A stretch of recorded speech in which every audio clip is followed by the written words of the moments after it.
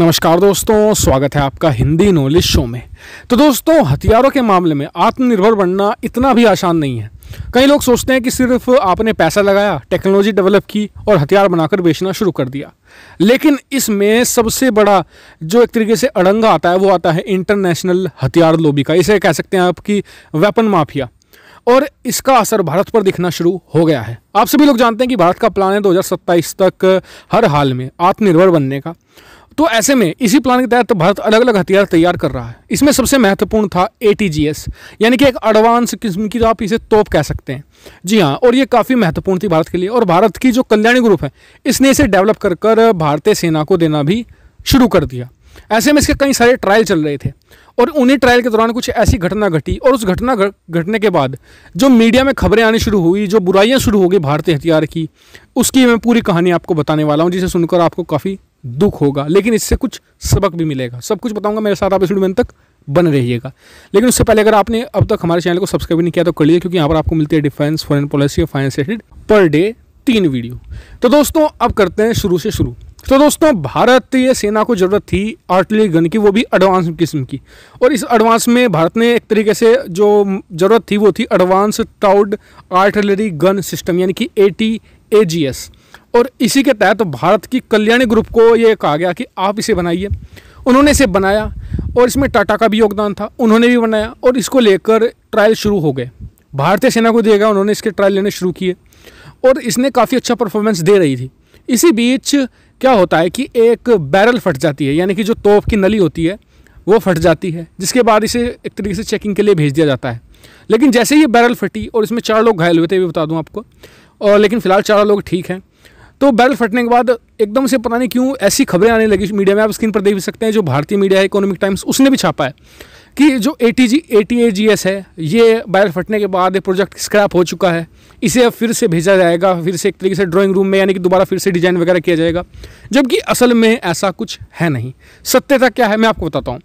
देखिए, ATGS ने zone सी ये फटी है ना, इसने करीबन 600 से 700 जो राउंड फायर पहले भी किए हैं, जो बिल्कुल सफलतापूर्वक रहे हैं।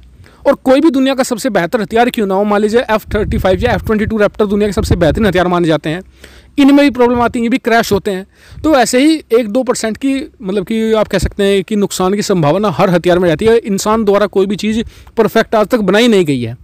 तो ऐसे में एक गलती को पकड़कर पूरी मीडिया लग गई ATAGS के प्रोग्राम को लेकर, कि इसको क्रिटिसाइज़ करना शुरू कर दिया कि भारत ने अच्छा नहीं बनाया है, बेकार बनाया है।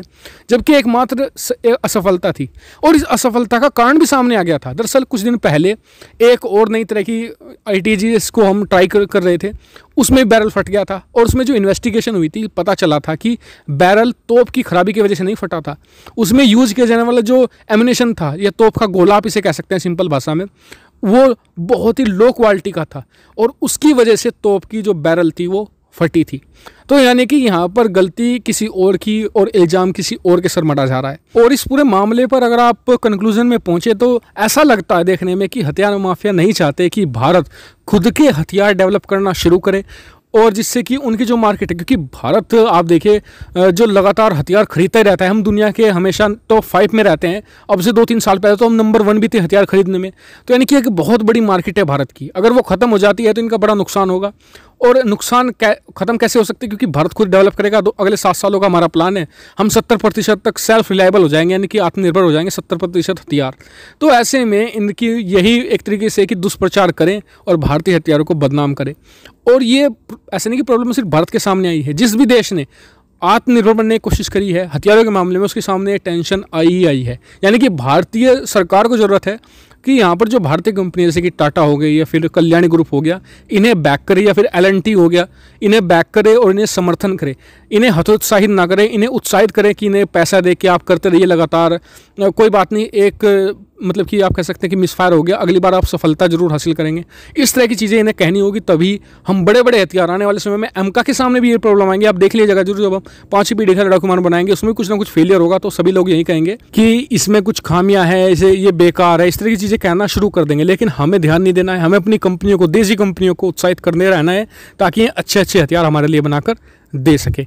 आपका क्या व्यू पॉइंट है, इस पर कमेंट करके जरूर बताएगा। साथ ही चैनल को सब्सक्राइब करना मत भूलिएगा, ऐसी बहुत सारी डिफेंस, फॉरेन पॉलिसी और फाइनेंस रिलेटेड वीडियो के लिए। Thank you for watching video.